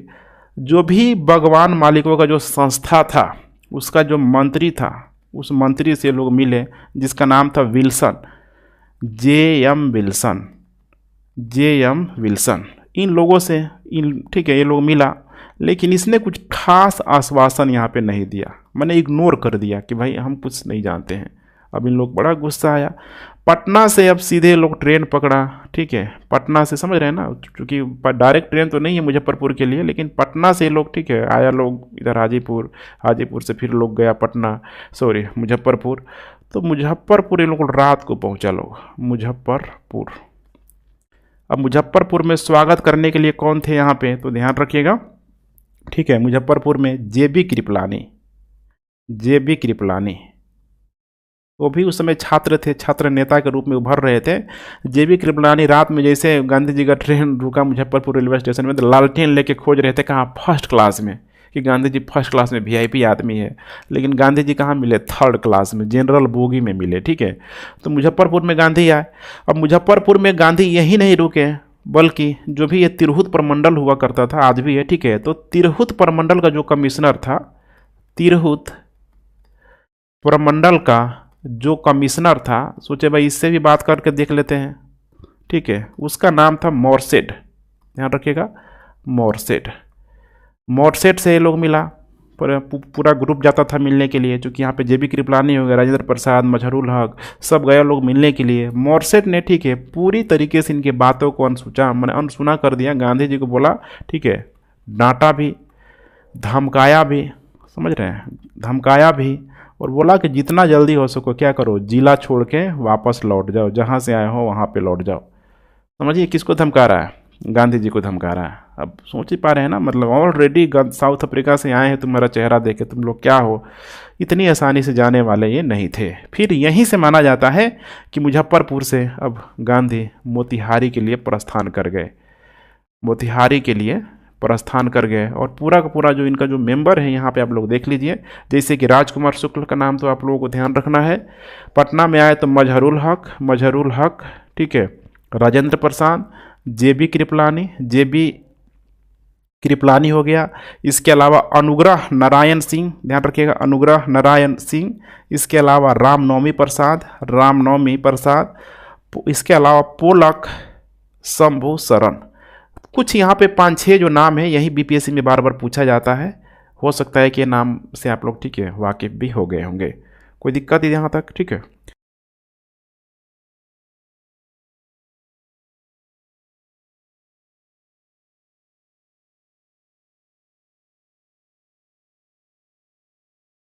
कि आदेश का गांधी के द्वारा क्या किया गया, उल्लंघन किया गया। मोतिहारी पहुंच के शुरू कर दिए, अपने अभियान में लग गए। राजकुमार शुक्ल जहाँ जहाँ ले गए, गांव गांव घूमे, किसानों से मिले, ध्यान रखिएगा, किसानों से मिले, ठीक है। किसानों में एक ज़बरदस्त क्या था, उल्लास था कि चलो भाई हमारा कोई मसीहा आया है, हमें इन शोषणकारी चीज़ों से, ठीक है, मुक्त कराएगा, ठीक है। ये किसानों का घूम घूम के, ठीक है, बयान दर्ज कराते, किसानों का बयान दर्ज कराते। अब यहाँ पे आपको एक प्रश्न उठ रहा होगा कि गांधी इतने आज्ञाकारी थे, ठीक है, तो लॉ एंड ऑर्डर एकदम मानते थे गांधी, इसमें कोई डाउट नहीं है, ठीक है। तो गांधी ने सरकारी अवहेलना किया कि नहीं किया, सरकारी अवहेलना किया कि नहीं किया। गांधी खुद बोलते हैं कि भाई हम जाना नहीं चाह रहे थे, ठीक है, क्योंकि हम क्या करते थे, कानून का सम्मान कर रहे थे, कानून का सम्मान कर रहे थे। लेकिन गांधी जी को जब कुछ नहीं सोचता था, लगता था कि भाई मामला गड़बड़ है, ठीक है, इस कानून का सम्मान करेंगे तो बहुत सारे लोग मारे जाएंगे, निर्दोष लोग मारे जाएंगे, ठीक है। और गांधी जी का एक तरीका आपको हमेशा याद होगा, ठीक है, 1000 दोषी मारे जाए लेकिन एक भी निर्दोष को, ठीक है, फांसी नहीं होना चाहिए, सजा नहीं होना चाहिए। गांधी इस प्रवृत्ति के थे। तो यहाँ पे कानून का सम्मान करते थे, लेकिन एक उनके अंदर था अंतःकरण की आवाज़, अंतरात्मा की आवाज़, अंतःकरण। बार बार गांधी जी देखेंगे आगे चल के अपने अंदर की आवाज़ को सुनते हुए, यही इनका था कि अंतःकरण की आवाज़ से बड़ा कोई आवाज़ नहीं होता है, कानून सब फेल है यहाँ पे, ठीक है, इस चीज़ को आपको समझना है। तो यहाँ पे इनको पर्याप्त क्या मिला, जन समर्थन मिला, पर्याप्त जन समर्थन मिला। लोग जुड़ते गए, एकदम कारवा बन गया पूरा, ठीक है। इतना हो गया कि वहाँ का मोतिहारी का जो, ठीक है, हेड था, ब्रिटिश जो लोग था, ठीक है, उन लोगों को धारा 144 लगाना पड़ा ब्रिटिश सरकार को, समझ रहे, धारा 144 लगाया गया और गांधी जी को मजिस्ट्रेट के सामने पेश किया गया, मजिस्ट्रेट के सामने पेश किया गया कि भाई बताओ, ठीक है, तुमने ये जुल्म किया है, समझ रहे हैं। मजिस्ट्रेट ने जितना भी आरोप लगाया गांधी पे, जो भी वकील था, सारे आरोप को गांधी ने क्या कर लिया, स्वीकार कर लिया। देख रहे हैं, ऐसा कोई मतलब होता है कि जितना भी आरोप लगाया गया स्वीकार कर लिया गया, ठीक है। बोला कि भाई कानून तोड़े, हाँ हम तोड़े हैं, क्यों तोड़ा, कानून तोड़े हो, बोल दिए गांधी, हाँ हम तोड़े हुए हैं। मैंने भारतीय राजनीति में माना जाता है ना कि गांधी ने यहाँ पे जो किया वो एक अभिनव प्रयोग था, अभिनव प्रयोग था। हिंसाएं पहले भी हुई लेकिन कोई मानने के लिए तैयार नहीं था कि भाई हमने गलती किया, हमने कानून तोड़ा। यहाँ पे गांधी जी मजिस्ट्रेट के सामने कर रहे हैं कि हाँ भाई हमने गलती किया, ठीक है, अभिनव प्रयोग। और यहीं ये अभिनव प्रयोग को बोला जाता है सविनय अवज्ञा, सविनय अवज्ञा, निर्भीक, एकदम पूर्ण रूप से बिना डरे, रक्तहीन होना चाहिए, ये है सविनय अवज्ञा, समझिए। अब इन सारे ही चीज़ों को लेके मैंने, समझ रहे हैं ना, इतना गांधी को जन समर्थन मिला, गांधी को जन समर्थन मिला कि पूरा कोर्ट कचहरी सब लोगों से यहाँ पे भर गया। फाइनली यहाँ पे उप राज्यपाल को हस्तक्षेप करना पड़ा, लेफ्टिनेंट गवर्नर को बोला कि छोड़ दो भाई, क्या धोती कुर्ता पहनने वाला आदमी है, क्या दिक्कत है इसको, ठीक है। उप राज्यपाल को हस्तक्षेप करना पड़ा और गांधी जी को यहाँ पे मजिस्ट्रेट से क्या कर दिया गया, बरी कर दिया गया। ये गांधी की भारत में पहली जीत थी, समझ रहे, ये गांधी की भारत में पहली जीत थी। लेकिन अब देखिए यहाँ पे आगे आगे होता क्या है। अब गांधी यहाँ से रुकने वाले नहीं थे। अंतःकरण की आवाज़ पे कितना भी लॉ एंड ऑर्डर टूट क्यों ना जाए, ये बिल्कुल अपने सत्याग्रह के बढ़ाते चले गए, एक्सपैंड करने लगे, इसका स्वरूप बड़ी तेज़ी से बढ़ने लगा। और तो और ये उसी समय बेतिया का भी दौरा किए, ठीक है, मैंने मोतिहारी से कहाँ गए, बेतिया गए, बेतिया का दौरा किए, ठीक है। इतना बड़ा कुछ इस टाइप का इसका मैप होगा, ठीक है, वेस्ट ईस्ट चंपारण और ये है वेस्ट चंपारण, बेतिया भी गए। पर्याप्त जन समर्थन, मैंने एकदम होता है ना, पूरे लोग यहाँ पे गांधीमय हो गया, जन समर्थन, पर्याप्त जन समर्थन, ठीक है। जो भी उच्च अधिकारी था, सब अंग्रेज जो उच्च अधिकारी था, सबका हाथ पांव फूलने लगा, ठीक है। सरकारी जो भी यहाँ पे व्यवस्था थी, ध्यान रखिएगा, सरकारी व्यवस्था एकदम असमंजस में पड़ गई कि भाई क्या है इस, ठीक है। लगभग उसकी उस समय उनकी उम्र 45-46 साल के आसपास, ठीक है, हो रही होगी कि क्या है इसमें भाई, इतने लोग, ठीक है, क्यों इसके पीछे पीछे जा रहे हैं। अब इससे डर लग गया किसको, बिहार जो, ठीक है, प्लांटर्स एसोसिएशन था, बागवानी की जो, ठीक है, जो मंत्री था, समझ रहे हैं ना, बिहार प्लांटियर्स, प्लांटियर्स बोला जाता है, बिहार प्लांटियर्स एसोसिएशन, आप समझ आइएगा, एसोसिएशन ने पूरी तरीके से कंप्लेन किया। इसका जो प्रस्ताव था कमिश्नर के पास भेजा कि देखो भाई क्या हो रहा है, हमारे खिलाफ, हम लोगों के खिलाफ लोगों को, ठीक है, उकसाया जा रहा है, हिंसा होने की संभावना है। अब इसका परिणाम क्या निकला, जिसका गांधी जी को इंतजार था, परिणाम यहाँ पे क्या निकला, तो यहाँ पे ध्यान रखिएगा, जो गवर्नर था, लेफ्टिनेंट गवर्नर, इसने हस्तक्षेप किया दोबारा, ठीक है, उसका नाम था एडवर्ड। एडवर्ड ने बोला कि भाई आ जाओ, रांची आ जाओ। गांधी को, ध्यान रखिएगा, रांची बुलाया वार्ता के लिए, और वहीं पे डिसाइड हुआ कि भाई ये कमेटी, यहाँ पे की कमेटी का गठन होगा, कमेटी का गठन होगा, जो भी आपकी मांगे है उसकी सुनी जाएगी, लोगों से मिला जाएगा। होता है ना, किसी भी समस्या को तह तक, ठीक है, उसकी रिपोर्ट को जानने के लिए, सौंपने के लिए कमेटी की ज़रूरत होती है जो छानबीन करती है। तो अब यहाँ पे कमेटी का यहाँ पे गठन किया गया। अब देखिए यहाँ पे इस कमेटी में कौन कौन लोग हैं। कमेटी का गठन, और इस कमेटी का नाम क्या है, तो चंपारण कृषि से संबंधित है, तो एग्रेरियन, चंपारण एग्रेरियन समिति, चंपारण एग्रेरियन समिति। ध्यान से आप लोग देखते चलिए। अब यहाँ पे हम लोग इसके सदस्यों की बात करें, तो एक तो होगा यहाँ पे प्रमुख, ठीक है, किसकी अध्यक्षता में, बीपीएससी पूछता है। चंपारण एग्रेरियन समिति किसकी अध्यक्षता में गठित किया गया था, तो एफजी सलाई के नेतृत्व में गठित किया गया था, ठीक है। तो इसमें कुछ गोरे लोग थे, ठीक है, कुछ देसी भी लोग थे। तो विदेशियों में अगर हम लोग बात करें, ठीक है, तो एक तो है यहाँ पे एफजी सलाई, इसके अलावा रीड, इसके अलावा हो जाएगा रैनी, ठीक है। भारतीयों की बात करें यहाँ पे, तो स्वयं यहाँ पे गांधी थे, गांधी, ठीक है, देसी, यहाँ पे कौन थे, गांधी थे। इसके अलावा एक शासक थे, इस शासक का नाम आपको याद रखना है, हरिहर प्रसाद नारायण सिंह, राजा हरिहर प्रसाद नारायण सिंह, ये ठीक है, वर्तमान में बिहार शरीफ के तरफ, ठीक है। इनका जो किला है अमवा का किला, बहुत ही फेमस है, अमवा का किला, ठीक है।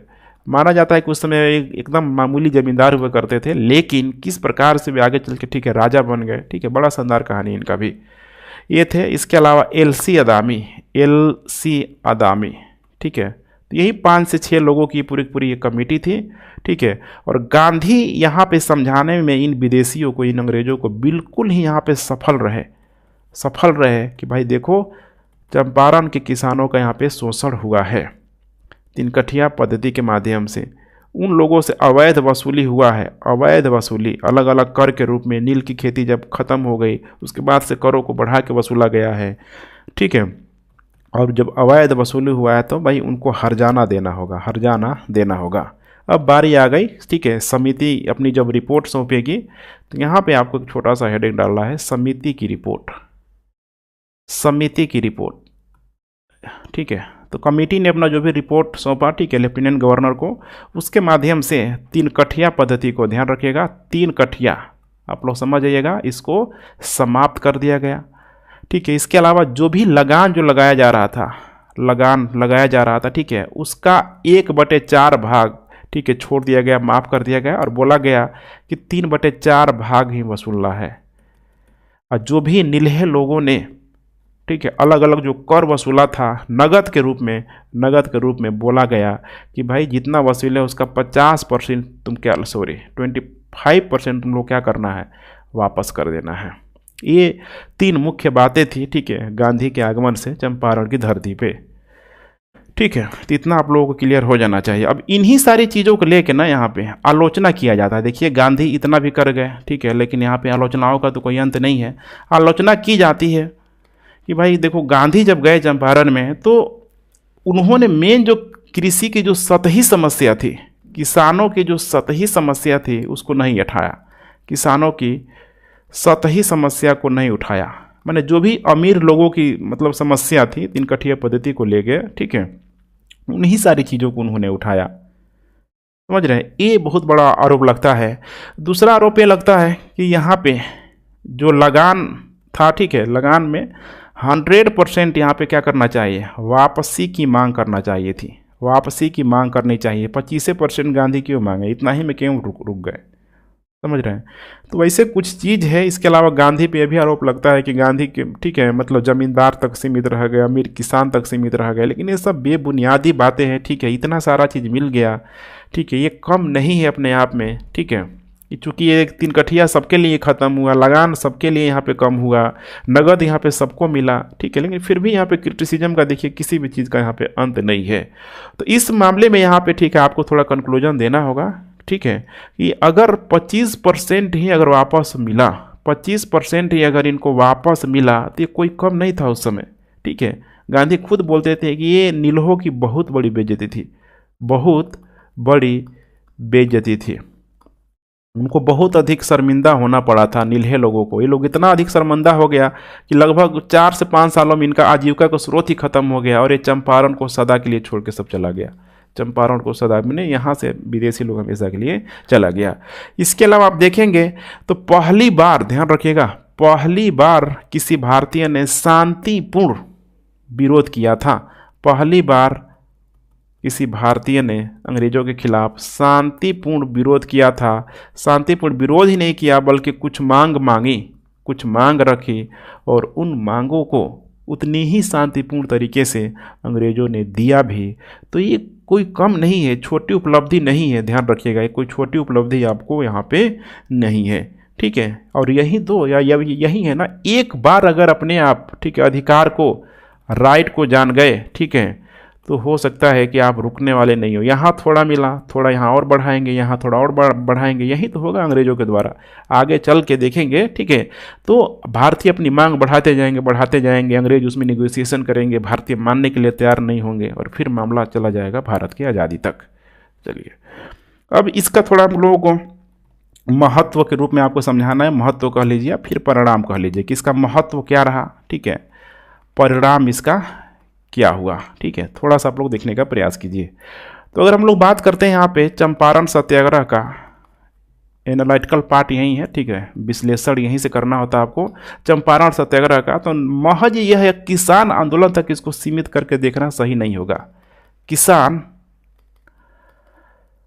आंदोलन तक, ठीक है, सीमित करके मतलब देखना यहाँ पे सही नहीं होगा, क्योंकि यही चंपारण सत्याग्रह का जो भी मुख्य अवयव है, सत्याग्रह, सविनय अवज्ञा, सारा का सारा जो चीज़ है आगे चल के ये भारतीय स्वतंत्रता संग्राम का हथियार बन जाएगा। भारतीय स्वतंत्रता संग्राम का हथियार बन जाएगा। इस प्रकार देखेंगे चंपारण सत्याग्रह तो एक बहुत बड़ा, यह एक परिवर्तन का बिंदु के रूप में साबित होता है। देख रहे हैं कितना बड़ा चेंज ला रहा है यहाँ पे। दूसरी बात आपको बताना है कि पहली बार यहाँ पे सत्याग्रह का प्रयोग किया गया। पहली बार सत्याग्रह का मेंशन कर सकते हैं, सविनय अवज्ञा का इधर मेंशन कर सकते हैं, ठीक है, मेंशन कर सकते हैं, सविनय अवज्ञा का यहाँ मेंशन कर सकते हैं। और वो भी कैसा, सफलतापूर्वक यहाँ पे किया गया। उसके बाद आपको बताना है यहाँ पे कि जो भी यहाँ पे किसानी मुद्दा था, अभी तक कभी भी अंतर्राष्ट्रीय मंच पे बंगाल में नहीं आया, लेकिन भारत के चंपारण की धरती पे किसानी जो मुद्दा था, समझ रहे हैं ना, यहाँ पे राष्ट्रीय स्तर पे उठाया गया, अंतर्राष्ट्रीय नहीं, राष्ट्रीय स्तर पे उठाया गया। और इसका जो नेतृत्व भी था कोई आम व्यक्ति ने नहीं किया, बल्कि राष्ट्रीय नेतृत्व ने किया। राष्ट्रीय नेतृत्व खुद यहाँ पे गांधी ने किया, ठीक है। और जब यहाँ सफल हो गया तो तुरंत यहाँ पे, ठीक है, आजमाया गया, खेड़ा में भी किया गया, समझ रहे हैं, अवध के क्षेत्रों में भी किया गया। तो इन सारी चीज़ों को आपको यहाँ पे बताना है। इन्हीं सारी चीज़ों से फिर प्रभावित होकर टैगोर ने बंगाल में, ठीक है, रविंद्रनाथ टैगोर के द्वारा गांधी को, ठीक है, मैंने समझ रहे हैं ना, महात्मा की यहाँ पे उपाधि दी गई। गांधी को महात्मा की उपाधि भी दी गई। इतनी सारी बातें पर्याप्त है, क्योंकि अब लास्ट चरण में है यहाँ पे। अब यहाँ पे एक प्रश्न उठता है कि क्या चंपारण सत्याग्रह को सफल करना सही है, तो थोड़ा हम लोग इसका भी देख लेते हैं। चंपारण आंदोलन को सफल कहना बिल्कुल ही यहाँ पे क्या होगा, सही होगा। किसी प्रकार का आलोचना अगर होता है तो उसका डिफेंड कर सकते हैं, लेकिन इसको सफल की तरफ आपको दिखाना है, क्योंकि कोई भी आंदोलन का जो सफलता जो मानक है, ठीक है, इसके अलग अलग चीज़ों को ध्यान में रख के किया जाता है, जिसके जो भी इसका उद्देश्य था, ठीक है। जैसे उद्देश्य इसका क्या था कि भाई शोषण से मुक्ति हुआ कि नहीं हुआ, पूरी तरीके से जो शोषण था बंद हुआ कि नहीं हुआ, देख पा रहे हैं, ठीक है। नील्हे लोगों को छोड़ के जाना पड़ा। असहयोग में फाइनली गांधी ने अलग टारगेट फिक्स किया। असहयोग में गांधी देखेंगे तो स्वराज्य की, ठीक है, टारगेट रखेंगे कि हमको क्या चाहिए, स्वराज चाहिए, अपना राज्य हमें खुद से शासन करना है, हमें वैसा स्वराज चाहिए, ठीक है। असहयोग आंदोलन में फिर यहीं तक सीमित नहीं रहा। किसानों की जागरूकता पूरी तरीके से बढ़ती गई। किसानों को लगा कि हमारा शोषण कार्य सिर्फ जमींदारी व्यवस्था ही नहीं है, ध्यान रखिएगा, बल्कि विदेशी व्यवस्था उतनी ही जिम्मेदार है। विदेशी व्यवस्था उतनी ही जिम्मेदार है, ठीक है। तो ब्रिटिश शासन को उखाड़ के फेंको। दूसरा हम लोग बात करें यहाँ पे अगर नेतृत्व की, इन सारे चीज़ों को बहुत ध्यान से आपको देखना है, एग्जाम में एक करके इसको लिखना है, ठीक है। नेतृत्व में यहाँ पे जनता की भागीदारी होना बहुत ज़रूरी है, और जनता की भागीदारी के लिए ज़रूरी है इनका नेतृत्व। गांधी ने तो यही किया। नेतृत्व में गांधी ने यहाँ पे, ठीक है, बिल्कुल देखेंगे तो नरमपंथी रूप को भी अपनाया और गर्मपंथी रूप को भी अपनाया। नरमपंथी और गर्मपंथी। नरमपंथी की बात करें तो गांधी ने एकदम शांतिपूर्ण प्रतिक्रिया किया, शांतिपूर्ण प्रतिक्रिया किया। लेकिन गर्मपंथी की बात करें हम लोग, ठीक है, तो इन्होंने क्या किया, कानून तोड़ा। कानून तोड़ा, तोड़ा कि नहीं तोड़ा, ठीक है, कि बोला गया था ना तिरहुत कमिश्नर के द्वारा कि भाई जिले को छोड़ के चले जाओ, लेकिन गांधी नहीं माने, ठीक है। तो इन्होंने कानून तोड़ा। तो नरमपंथी और गर्मपंथी में देखिए सामंजस्य यहाँ पे कितना अच्छा दिखाई देता है। इसी चीज़ को तो, ठीक है, गांधी ने मैसेज भी दिया कि भाई क्यों अलग हो तुम लोग, नरमपंथी और गर्मपंथी, एक दूसरे को जानो पहचानो, विचारों में एकरूपता होना बहुत ज़रूरी है। चूँकि यहाँ पे रास्ते अलग अलग थोड़े बहुत ज़रूर अलग है, लेकिन लक्ष्य क्या है हमारा सबका एक है। उसके बाद हम लोग बात करते हैं यहाँ पे जन सहभागिता के, जन सहभागिता की। इसे भी आप लोग ध्यान से देखते चलिए, ठीक है, जन सहभागिता। अब इसमें हम लोग बात करते हैं अगर सत्याग्रह का, तो देखिए सत्याग्रह यहाँ पे कितना अधिक सफल हुआ। कई सारे यहाँ पे नेता जुड़े, कई नेता जुड़ते चले गए, ठीक है, और आगे चल के इन्हीं नेताओं ने अपनी भारतीय, ठीक है, आंदोलन में बहुत बड़ी भूमिका निभाई। अब इसमें जो भी नेताओं का नाम है, राजेंद्र प्रसाद का नाम लिख सकते हैं, जेबी कृपलानी का नाम लिख सकते हैं, जो भी पत्र पत्रिका का आप, ठीक है, और अधिक बड़े मात्रा में किया जाने लगा, इन सब का यहाँ पे, ठीक है, नाम आप मेंशन कर सकते हैं। इसके अलावा संगठन, ये बहुत एग्जाम में ज़रूरी है लिखना, संगठन, ठीक है, तो ध्यान रखिएगा संगठन। अभी तक देखिए कांग्रेस को क्या समझा जा रहा था कि जमींदारों या फिर मध्यम वर्ग लोगों तक ही, ठीक है, कांग्रेस सीमित है, लेकिन इस संगठन में सबसे बड़ी बात थी कि इसमें, ठीक है, किसानों को शामिल किया गया। तो कांग्रेस से दबाव भी हट गया, क्योंकि गांधी जो आए थे कांग्रेस की तरफ से ही आए थे। तो ध्यान रखिएगा, ठीक है, किसानों को शामिल करने से, ठीक है, एक बहुत बड़ा वर्ग, सोचिए बहुत बड़ा वर्ग, ठीक है, धीरे धीरे जाके वो कांग्रेस से जुड़ने लग गया। उसके बाद हम लोग बात करें विचारधारा को लेके, तो गांधी जी की इसमें एक ही विचारधारा थी, कुछ भी हो जाए अहिंसा क्या करना है, नहीं, माने हिंसा नहीं करना है, अहिंसा पे पूरी तरीके से बल देना है। इसके बाद हम लोग बात करें कुछ कार्यक्रमों की कि क्या कार्यक्रम था, तो वो था रचनात्मक कार्यक्रम, रचनात्मक कार्यक्रम।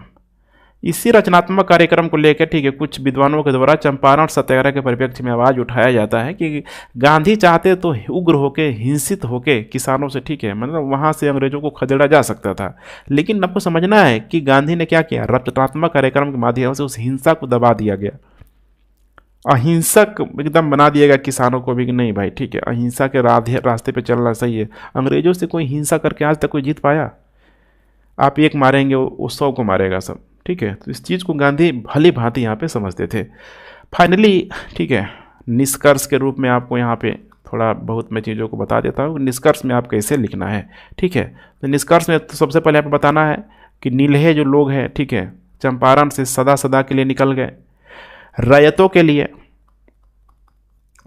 लिए, ठीक है, एक अच्छा पल आया, सुखदायक कह सकते हैं, सुखदायक, या फिर इसको उत्साहवर्धक भी आप कह सकते हैं, उत्साहवर्धक, समझ रहे हैं ना। 200-300 सालों से लोग रह रहा था, 17वीं शताब्दी में आया था, ठीक है, जा रहा है कब 20वीं शताब्दी में, तो आसान बात नहीं है ये, समझना है आपको, ठीक है। तो रैयतों को बहुत अधिक, ठीक है, सुकून मिला यहाँ पे। अब यहाँ पे मामला आपको यही नहीं रोकना है, इंटरनेशनल रिलेशन से जुड़ने का प्रयास करना है। होता है ना कि थोड़ी थोड़ी मांगे ही अधिक मांगों को मांगने के लिए प्रेरित करता है। यही है माओ त्से का एक, ठीक है, कोट कि, ठीक है, बड़े बड़े लक्ष्यों को प्राप्त करने के लिए, ठीक है, छोटे छोटे कदमों से चलना बहुत ज़रूरी हो जाता है, ठीक है। बड़े बड़े लक्ष्य छोटे छोटे कदमों से मिलते हैं। तो यहाँ पे क्या हुआ था, आपको एक जिक्र कर देना है अमेरिकी क्रांति का, अमेरिकी क्रांति का। अभी आपको समझ में आ जाएगा क्या है अमेरिकी क्रांति। देखिए 1776 में हुआ क्या था। तो अमेरिकी क्रांति से पहले अंग्रेज, मतलब जो लोग थे वहाँ पे, ठीक है, मैंने ब्रिटेन के जो लोग थे वहाँ पे बहुत अधिक यहाँ पे उन लोगों को लॉलीपॉप देने का प्रयास किया। उसमें एक था शुगर एक्ट, ठीक है, शुगर एक्ट लगाया, अमेरिकी लोगों ने विरोध किया, तो ब्रिटेन के लोगों ने शुगर एक्ट को भी क्या किया, ख़त्म कर दिया। शुगर स्टाम्प एक्ट होता था, इसको ख़त्म कर दिया। अब यहाँ पे अमेरिकी लोगों को लग गया कि कुछ भी कर ले, समझ रहे हैं? ब्रिटेन के लोग कुछ भी कर लें, हम इनके अधिकारों को मानेंगे नहीं। हमें चाहिए एक ही चीज़, और वो चाहिए हमें आज़ादी, कि भाई हम पे अपना कंट्रोल न जमाओ, हमें आज़ाद कर दो। समझ रहे हैं? इसका मतलब आपको क्या समझना है कि अमेरिकी क्रांति क्या हो चुका था? वयस्क उपनिवेश हो चुका था, और वयस्क उपनिवेश कभी भी अपने आप पे किसी भी प्रकार का शोषण होने नहीं देगा। अब इसी चीज़ को भारत में अप्लाई करिए, ठीक है, कि 1/4 भाग ही अगर लगान माफ किया गया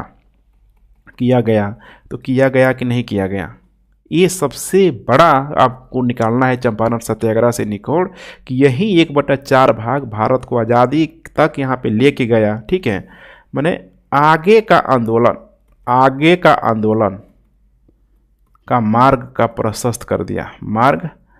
प्रशस्त कर दिया।